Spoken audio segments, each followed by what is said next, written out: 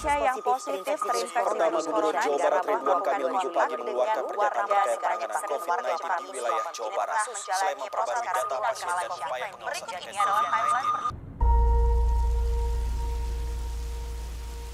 Konfirmasi positif yang kita temukan sebanyak 1.639, sehingga totalnya menjadi 86.521 spesimen.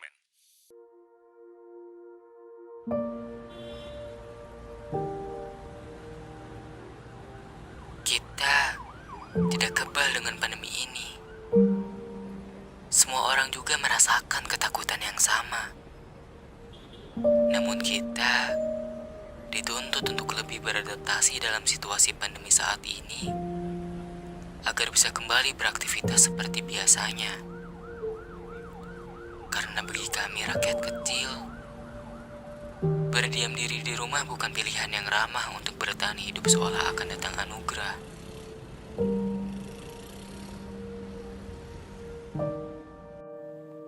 Tuhan belum menyerah dengan kita. Di tengah pandemi seperti ini, kita masih mampu untuk terus berdoa dan mendoakan.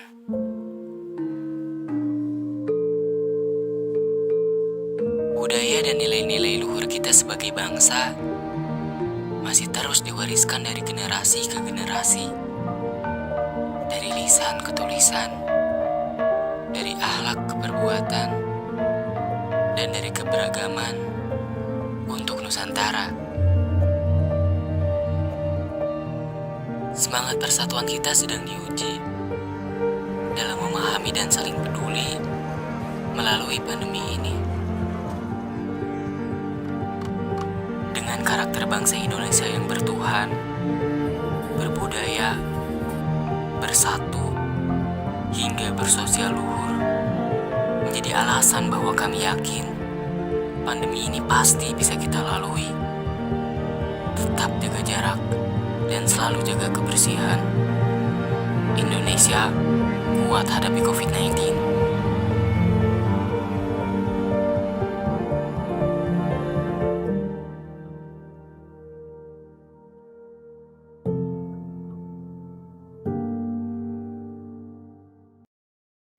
Sering menggunakan masker, tapi sudahkah benar cara penggunaannya? Berikut cara yang benar menggunakan masker. Pertama, cuci tangan dengan sabun dan air mengalir atau bersihkan tangan dengan cairan berbahan dasar alkohol. Cek masker Anda dan periksa apakah ada sobekan atau lubang. Pastikan arah masker sudah benar. Pita logam terletak di sisi atas. Tekan pita logam atau sisi masker yang kaku sampai menempel sempurna ke hidung. Tarik sisi bawah masker sampai menutupi mulut dan dagu. Setelah digunakan, lepas tali elastis masker dari daun telinga sambil tetap menjauhkan masker dari wajah dan juga pakaian, supaya tidak bersentuhan dengan permukaan masker yang mungkin terkontaminasi. Segera buang masker di tempat sampah tertutup setelah digunakan. Selanjutnya, bersihkan tangan setelah menyentuh atau membuang masker. Gunakan cairan antiseptik berbahan dasar alkohol, atau jika tangan terlihat kotor, cuci tangan dengan air bersih mengalir dan juga sabun.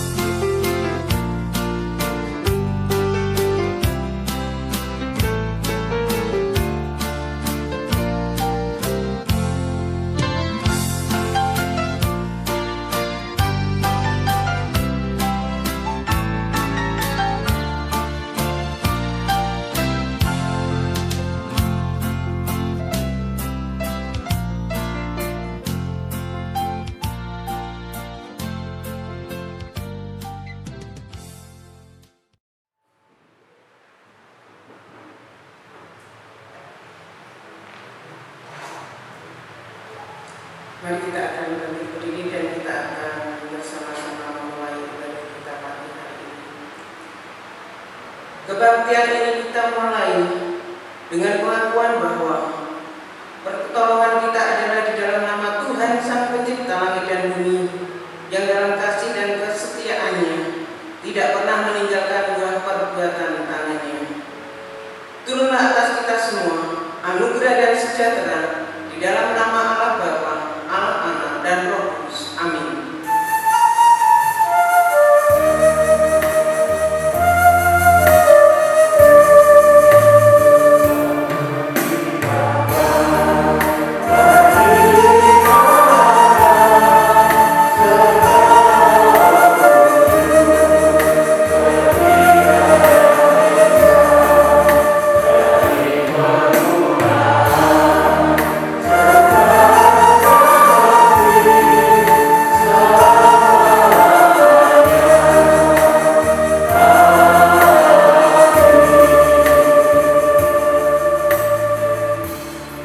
Sebab upah dosa adalah maut, tetapi kasih karunia Allah ialah hidup yang kekal dalam Kristus Yesus Tuhan kita.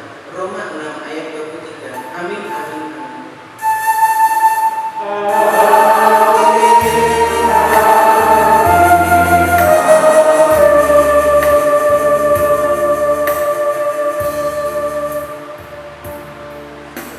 Jemaat Tuhan tetap berdiri. Shalom Bapak Ibu Saudara. Kita bersyukur pada hari ini oleh karena kasih anugerah Tuhan, kita masih dapat berkumpul, beribadah, memuji dan memuliakan nama Tuhan. Kita mau bersukacita hari ini karena setiap anugerah Tuhan, Tuhan akan berikan di dalam setiap jemaat di tempat ini.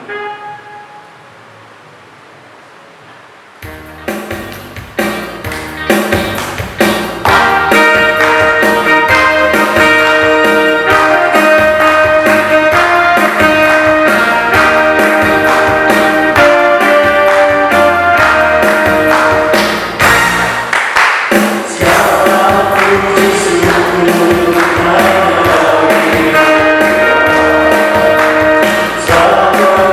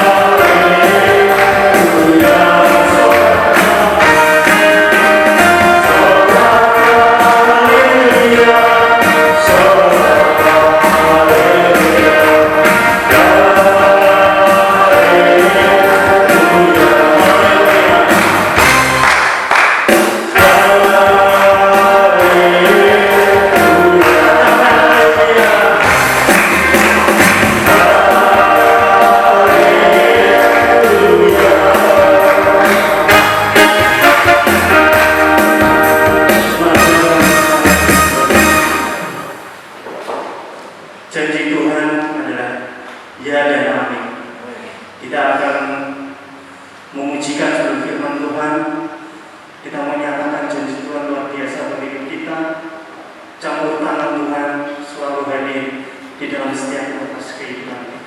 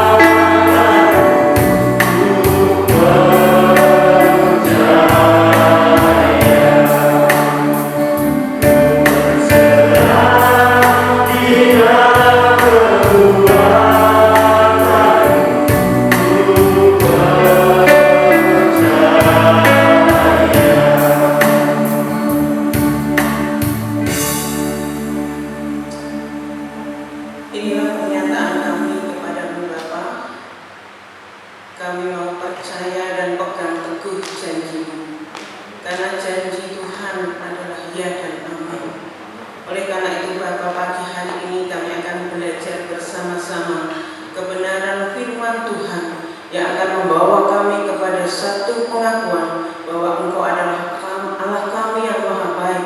Janjinya selalu digenapi di dalam setiap kehidupan umat-Nya. Terima kasih Bapa di surga. Kami serahkan jam pemberitaan firman Tuhan pagi hari ini di dalam satu nama yang penuh kuasa. Shalom, selamat pagi Bapak Ibu.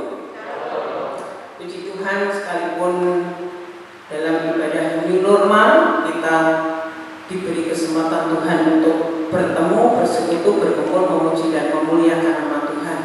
Ini merupakan kesempatan yang indah bagi kita, karena tidak semua orang percaya bisa menikmati ibadah di rumah Tuhan karena situasi dan kondisi saat ini. Dan pagi hari ini kita akan bersama-sama belajar firman Tuhan tentang janji induk yang diambil katanya dari Kejadian 3 ayat 15, bisa ditayangkan sehingga kita semua bisa membaca bersuara, karena ini hanya satu ayat saja, sehingga semuanya bisa membaca dengan jelas, dipahami, dihayati, dimaknai, dan akhirnya menjadi berkat makan roh rohani bagi kita semua.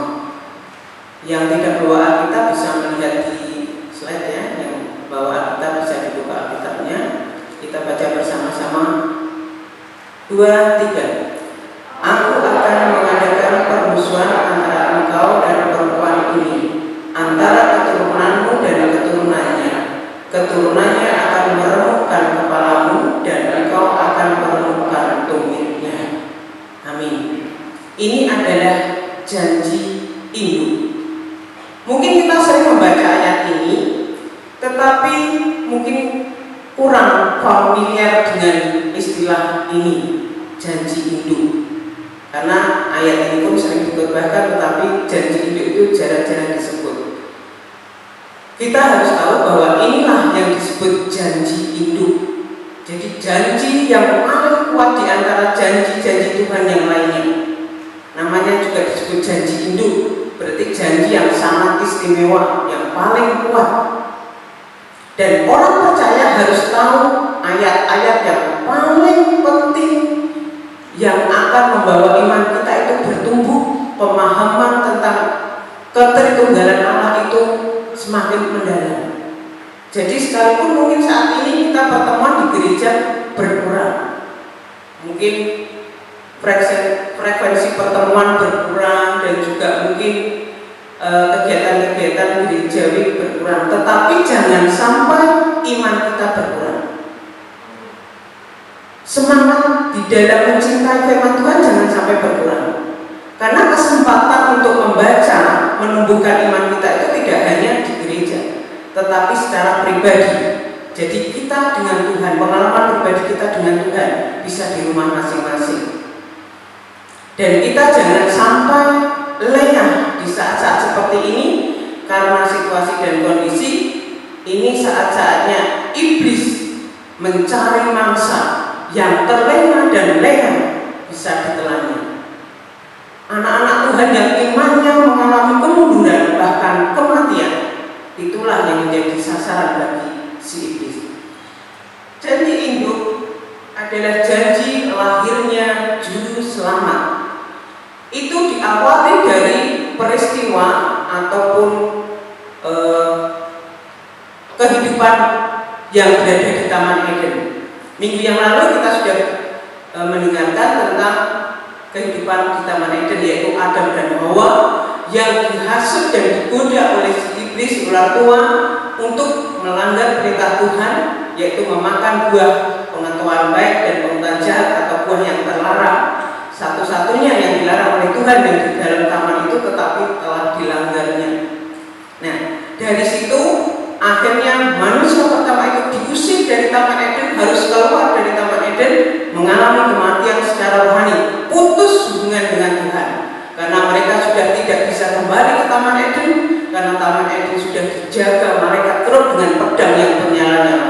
Bagaimana mereka bisa akan mendekati, bahkan akan memasuki Taman Eden, karena malaikat siap siaga untuk menghadang mereka masuk dengan pedang yang bernyala-nyala. Itu senjata mereka. Akibatnya mereka harus hidup di luar Taman Eden. Tetapi kita tahu bahwa rancangan Tuhan itu tidak pernah gagal untuk menjadi memperoleh keselamatan, sekalipun sudah digagalkan di Taman Eden oleh si ular tua itu, tetapi rancangan Allah harus tergenapi.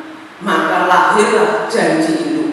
Tuhan akan mengirimkan Sang Penebus Juru Selamat supaya manusia yang sudah putus hubungan dengan Tuhan, mati rohani itu tidak akan mengalami kematian yang ketiga, yaitu mati kekal. Karena ketika mereka sudah keluar dari Taman Eden, mereka nantinya juga akan mengalami kematian yang kedua, yaitu kematian jasmani.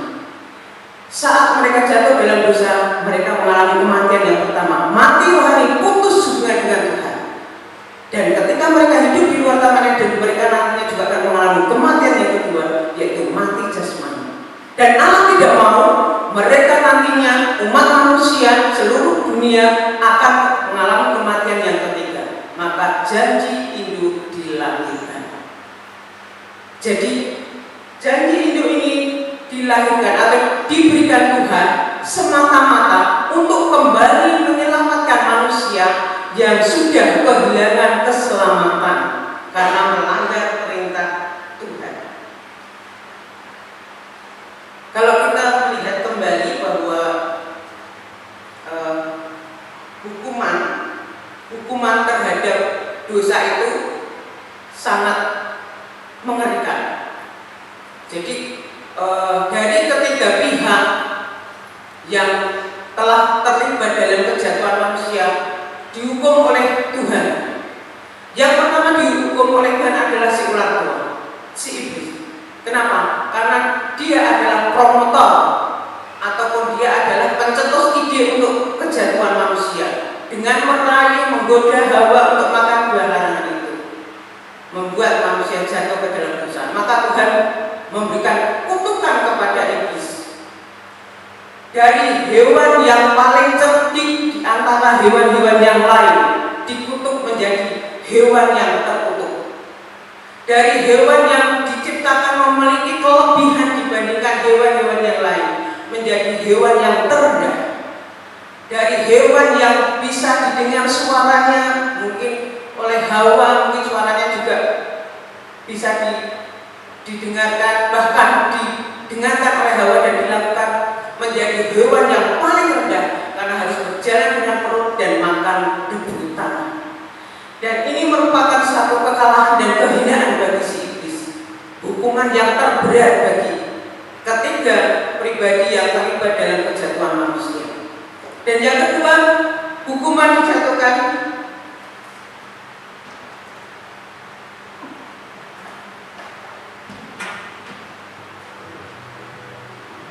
ini ada dan Hawa. Nah, ini hukuman kepada ular. Jadi hukuman yang diberikan kepada Hawa dan Adam setelah iblis diberikan hukuman. Hawa atau Adam, terlebih dahulu Adam, susah payah kamu akan mencari rezeki. Karena apa? Karena tanah yang seharusnya menjadi jalan berkat bagi Adam, karena Adam jadi diambil dari tanah, justru tanah itu sudah dikutuk oleh Tuhan sehingga hanya menghasilkan semak duri. Kalau Adam mau mencari nafkah harus berpeluh, bekerja keras seumur hidupnya. Itu yang pertama. Ini pun sangat berat. Dan bagi Hawa, susah payah waktu mengandung akan diperbanyak dan kesakitan waktu melahirkan pun akan diperbanyak. Jadi masing-masing sudah diberikan hukuman oleh Tuhan dan sesuai dengan porsinya. Ular tua itu promotor kejatuhan manusia diberikan hukuman yang terberat. Dari yang hewan yang tertinggi, posisinya yang terbaik, terbagus, memiliki kelebihan, cerdik, ya, diciptakan dengan sedemikian rupa, menjadi hewan yang paling rendah dan paling hina. Dan yang lebih mengerikan adalah ketika mereka harus keluar dari Taman Eden, yang artinya harus kehilangan kesempatan untuk terus bersama dengan Tuhan, yang disebut kematian rohani, putus hubungan dengan Tuhan.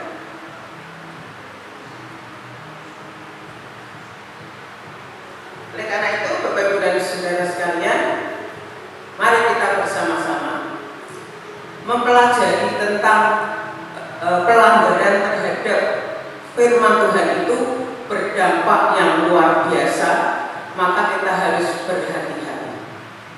Jadi kalau dampak dosa itu adalah mengerikan, tetapi solusi Allah itu indah.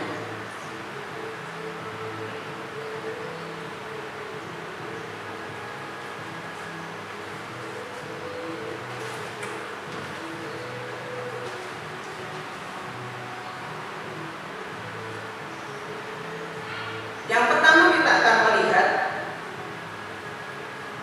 apa yang setelah Tuhan lakukan terhadap Adam dan Hawa, yaitu mengusir dari Taman Eden.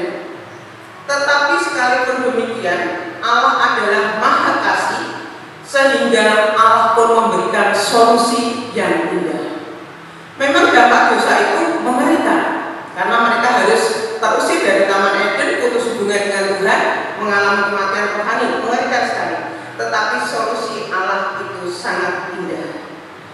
Yang pertama, kita harus tahu bahwa fakta bahwa manusia berdosa itu harus mati, itu fakta yang pertama. Seperti nakon bumi kita Roma 6 ayat 23, upah dosa adalah maut, tetapi kasih karunia adalah hidup yang kekal. Fakta yang pertama, manusia berdosa harus mati. Itu fakta pertama. Dan itu sudah dialami oleh Adam dan Hawa, mati secara rohani. Dan fakta yang kedua, bahwa ketika Adam dan Hawa tahu bahwa dirinya telanjang, maka dia pun mencari daun-daunan untuk menutupi ketelanjangan itu. Tetapi ini usaha manusia. Bagi Allah itu usaha manusia itu sia-sia, dan Allah mengambil inisiatif untuk menyelamatkan manusia dari ketelanjangan karena dosa dan juga pelanggaran itu. Maka Allah mengambil binatang, disembelih, lalu kulitnya dipakai untuk pakaian bagi Adam dan Hawa. Ini fakta kedua, bahwa untuk menebus dosa dan kesalahan manusia harus ada yang dikorbankan, yaitu binatang yang tak bersalah, darah yang tercurah untuk menebus ketelanjangan manusia atau menebus dosa manusia. Dan ini pun sebenarnya sudah digambarkan bahwa untuk menebus manusia memang harus ada yang dikorbankan, yaitu Yesus Kristus yang rela mati untuk menebus dosa-dosa kita. Darah di Kalvari yang tercurah, yang tidak bersalah dan tidak berdosa harus menanggung untuk itu. Itu fakta yang kedua. Dan fakta yang ketiga, yaitu bahwa setiap kali ada penebusan dosa itu dibutuhkan satu pengorbanan. Bapak Ibu yang dikasihi Tuhan Yesus, inilah fakta yang terjadi, sehingga Allah menghadirkan juru selamat yang akan menebus dosa-dosa kita. Jadi ini merupakan rangkaian daripada janji ini, janji lahirnya juru selamat, bahwa manusia boleh mengalami kegagalan, tetapi rencana Tuhan tidak akan pernah gagal. Sekalipun mungkin setan bisa membelokkan, sekalipun mungkin manusia bisa mereka-reka, tetapi rencana Tuhan pasti tergenapi. Dan itu sudah terbukti bahwa kelahiran Yesus yang sudah dinubuatkan sejak semulanya. Kitab Yesaya menubuatkan bahwa juru selamat akan lahir dari seorang wanita dan akan diremukkan melalui penyalipan di bukit Golgota dan akan bangkit di antara orang mati, yang sudah tersampaikan melalui janji itu sudah digenapi. Sekarang bagian kita, Bapak Ibu dan saudara sekalian, kalau janji itu janji yang sangat kuat dibandingkan dengan janji-janji Tuhan yang lain untuk umatnya, sudah digenapkan di dalam kehidupan kita. Mari kita akan bersama-sama untuk memiliki sikap hati yang dengan penuh iman. Ketika kita masih menanti-nantikan janji Tuhan yang belum digenapi, mungkin janji pemulihan ekonomi, mungkin janji pemulihan kesehatan, mungkin janji pemulihan kebahagiaan, keharmonisan dalam rumah tangga, mungkin janji pemulihan untuk usaha kita yang belum dipulihkan, dan lain-lain janji yang masih kita mohon kepada Tuhan belum digenapi. sikap yang harus kita miliki yang pertama adalah jangan ragu atas janji Tuhan. Jangan ragu akan janji Tuhan, karena janji Tuhan pasti digenapi. Janjinya seperti fajar pagi hari. Kita tidak pernah melihat mentari pagi itu tidak bersinar oleh karena kejahatan manusia di muka bumi. Sekalipun manusia mungkin sudah berontak kepada Tuhan, tetapi fajar, mentari pagi itu tetap muncul. Nah, seperti itulah janji Tuhan, selalu digenapi seperti fajar pagi hari yang selalu datang dan datang menyinari kepada orang jahat dan orang yang baik sekalipun. Yang kedua, jangan kecewa saat doa belum terjawab. Mungkin saat ini ada doa-doa kita yang belum terjawab. Mungkin sudah 5 tahun berdoa dalam satu pokok doa. Mungkin kita sudah banyak menangis dan mencucurkan air mata, tetapi belum dijawab oleh Tuhan. Firman Tuhan mengajarkan kepada kita, jangan kecewa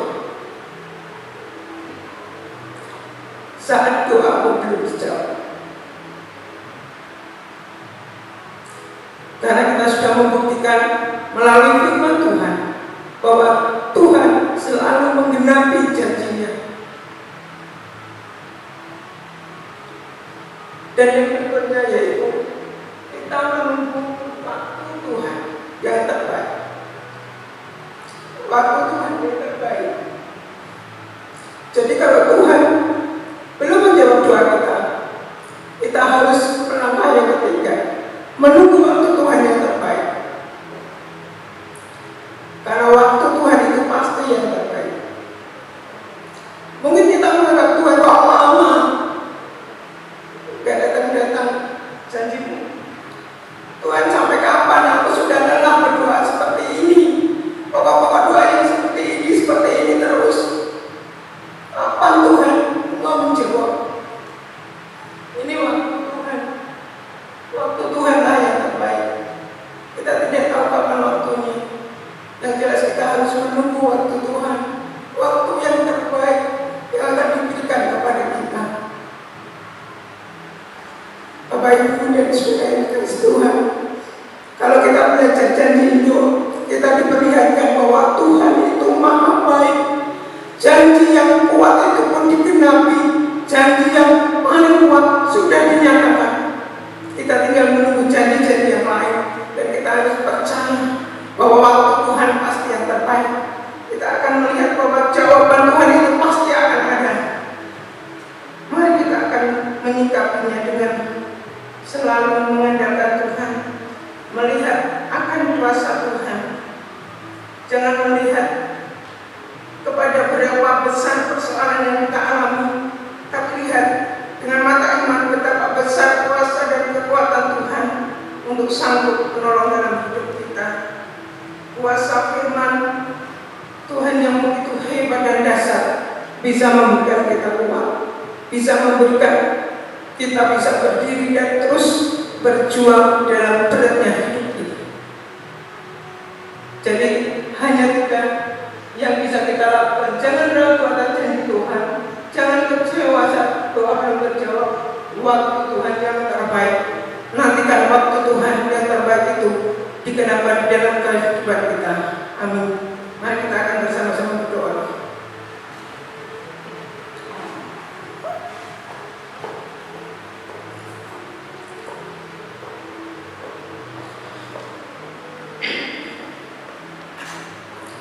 Tuhan Yesus, terima kasih pagi hari ini kami sudah mendengarkan sebagian daripada kebenaran firman Tuhan. Janji induk, janji lahir yang juru selamat yang sudah perkenankan melalui kelahiran Tuhan Yesus, kematian bahkan kebangkitan Tuhan. Terima kasih Bapa, Engkau Allah yang maha baik. Rancangan-Mu tidak pernah gagal dalam setiap kehidupan orang percaya. Oleh karena itu Bapa, kami pun akan melihat dengan mata iman kami bahwa janji-janji Tuhan dalam setiap kehidupan kami pun akan Engkau genapkan. Terima kasih Tuhan Yesus. Biarlah kami memiliki iman yang kuat, iman yang teguh di dalam nama Tuhan. Dalam nama Tuhan Yesus kami berdoa. Amin.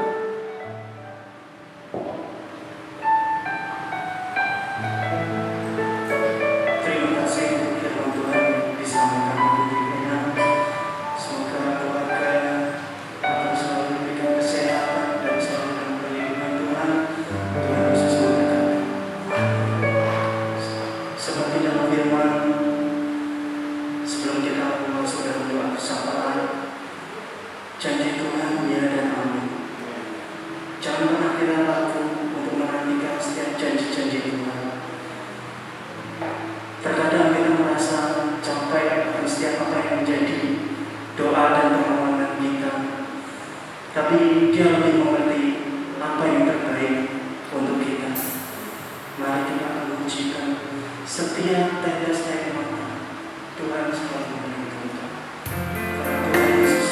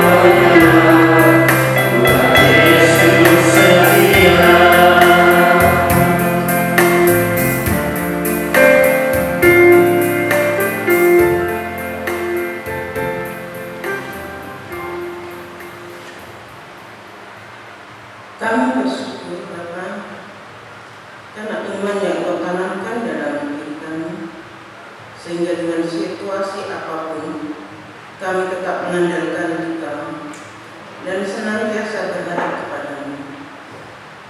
Kami bersyukur Engkau yang selalu menyertai dalam kehidupan kami, menopang kami, meneguhkan kami, bahkan Engkau yang menjaga kami, memelihara kami, sehingga kami terus dapat bertahan dalam susahnya kehidupan ini. Pagi hari ini Bapa, kami bersatu hati berdoa untuk setiap jemaat Tuhan di GKI Lambangunjang khususnya dan dimanapun berada. Kami berdoa kiranya Engkau akan memberkati mereka semuanya, supaya mereka tetap memiliki iman yang kuat di tengah-tengah situasi kondisi saat ini yang serba semakin sulit. Secara khusus kami berdoa Bapa untuk jemaat Tuhan di tempat ini yang mengalami kelemahan tubuh oleh karena faktor usia ataupun oleh karena berbagai penyakit yang dialaminya. kiranya Engkau akan memberikan kekuatan kepada mereka. Dan kami mengucap syukur untuk pertolongan Tuhan. Ibu Wasilem yang sudah Tuhan sertai, Tuhan sembuhkan dari sakit penyakitnya, yang sudah keluar dari rumah sakit beberapa hari yang lalu setelah menjalani opnam karena kelemahan tubuhnya. Ini pun bukti bahwa Engkau adalah Allah yang memelihara setiap kehidupan umat Tuhan. Biar Engkau akan semakin sempurnakan kesehatannya. Demikian juga untuk Bapak Ibu lansia yang lainnya, biar Tuhan juga akan terus berikan kekuatan dan kesehatannya. Kami juga berdoa Bapak saat ini untuk bangsa kami, terutama dalam menghadapi pandemi COVID-19 yang juga masih belum selesai. Kami mohon bentengilah dan peliharalah kami agar segera dapat terbebas dari wabah ini, dan sembuhkanlah saudara-saudara kami yang sakit karena wabah ini dan karena penyakit-penyakit yang lainnya. Kami berdoa Bapa, kiranya Engkau menuntun dan memimpin para pemimpin bangsa kami beserta jajarannya, baik sipil, tentara, dan Polri yang bertugas di seluruh tanah air, agar terus berusaha untuk menggunakan segala sumber yang tersedia untuk menghentikan tersebarnya wabah virus corona dan mengatasi akibat-akibatnya yang luas. Bantulah para tenaga profesional dalam berbagai bidang ilmu agar dapat segera mengatasi masalah terutama wabah virus corona ini. Sertailah juga dan jaga para dokter, perawat, dan juga tenaga kesehatan, bahkan para petugas rumah sakit dan relawan-relawan yang berada di garda depan, yang merawat yang sakit dengan mempertahankan kesehatan dan juga keluarganya. Bapak, gerakanlah pula hati masyarakat untuk terlibat mengambil tindakan yang nyata, yang tepat sesuai dengan kebijakan pemerintah dan juga aturan-aturan kesehatan yang ada, agar pandemi ini segera berakhir. Kami yakin dan percaya ketika semuanya berjuang dan berusaha untuk mengatasi suatu masalah, maka semuanya pun akan dapat diselesaikan, karena tak ada masalah yang tak ada jalan keluarnya. Ada masalah, tentu ada solusinya. Bapak, saat ini kami juga teringat untuk panitia Natal di gereja kami yang sudah mempersiapkan untuk perayaan Natal, sekalipun dalam situasi dan cara yang berbeda. Biar Tuhan akan memberkatinya sehingga bisa mengemas acara Natal ini dengan baik, sehingga makna Natal itu pun akan tetap tersampaikan kepada seluruh jemaat, supaya kami tidak kehilangan semangat Natal dalam tahun ini. Biar di situasi yang serba susah ini, kami pun tetap memiliki hikmat untuk dapat merayakan Natal dengan penuh sukacita, sekalipun dengan cara yang sangat berbeda dengan tahun-tahun sebelumnya. Karena kami tahu makna Natal itu harus tetap sampai kepada setiap umat Tuhan, untuk membawa pertumbuhan iman kami, untuk kembali mengingatkan bahwa Engkau adalah Allah yang dilahirkan ke dalam dunia untuk menebus dosa-dosa kami, supaya iman kami tidak mengalami kematian di tengah krisis pandemi ini, tetapi justru iman kami semakin kuat. Ketika kami terjepit, maka kami pun akan menjadi semakin kuat. Ketika kami hidup penuh dengan beban, maka kami pun akan semakin dekat dengan Engkau. Dan biarlah Natal tahun ini akan membawa kami lebih dekat kepadamu, lebih dekat dan dekat lagi. Terima kasih Tuhan Yesus, terima kasih. Inilah doa sembahyang kami yang kami mohon di dalam satu nama yang penuh kuasa, dalam nama Tuhan Yesus. Haleluya. Amin.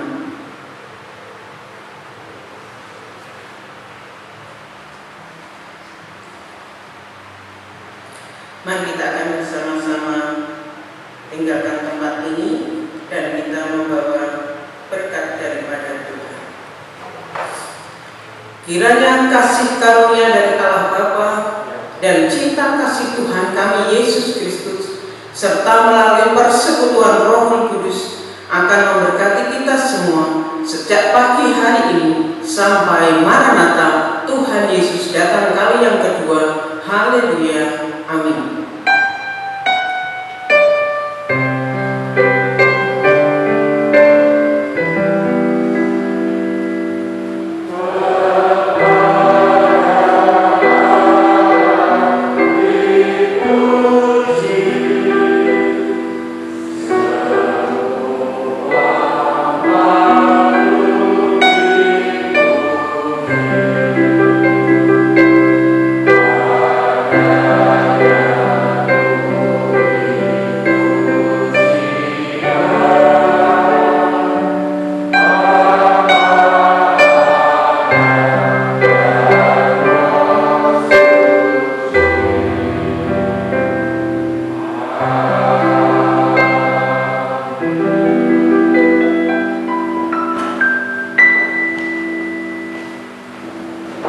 Mohon perhatian sejenak Bapak Ibu Saudara sekalian, ada dua hal yang ingin tegas.